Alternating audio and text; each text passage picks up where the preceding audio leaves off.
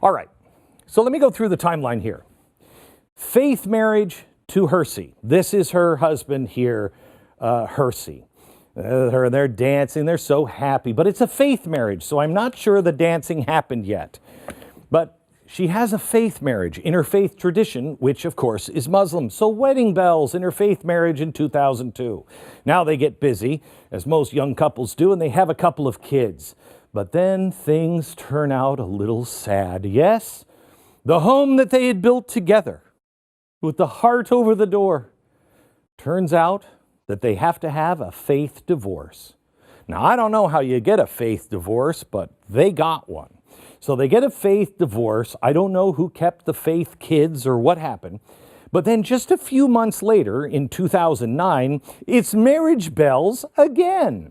And this time she has a legal marriage to Elmi. And it's a faith marriage too, except this time it's not Islam, it's Christian. She has a Christian minister do the ceremony, even though her husband, her, and her ex-husband are all Muslim.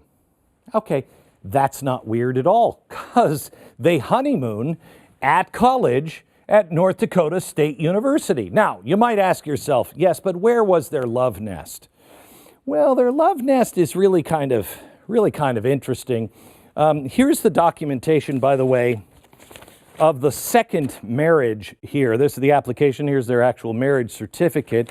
And where do they live? Well, we have here the document from the university showing that her and her new husband, Elmi, went to school together. But they lived in this house. And they lived in this house while Hersey was living there, and the two kids. So kids, this isn't going to screw you up at all. Mommy's just married a new man, and we're going to live with mommy's faith partner, along with mommy's legal partner, and you two kids, and we're going to school. Don't worry about it. By the way, here is the documentation. He tried to open up a business where he's stating he lives at this house. By the way, Hersey also is living at this house. So they're all living together, and there's also, I think this is 25 or 26 legal citations where either one of them say, oh yeah, I'm sorry, officer, and by the way, here's my address. So the three of them, it's like Three's Company also. So they're here, and then they go to college, and then in 2011, they graduate. Now here's what's so sad about this. The same year they graduate, she separates from Elmi. It's another sad, well, these are tough years, college years.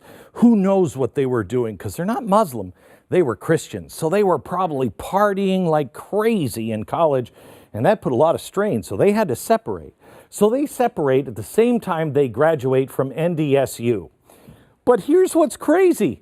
Just a month later, she falls in love again with Hersey. Now, I'm not sure if Elmi is also living with Hersey in the love shack. I don't know. We don't know where he goes. We just know they separated, but that doesn't mean he's not living there anymore. Again, we don't know. So a month after she separates, not divorces, separates, she has another faith marriage, a faith remarriage, a Muslim faith remarriage to Hersey. I don't know what happened to her Christian marriage, but kids, learn a lesson. Christians, bad. Muslim marriages work. They last.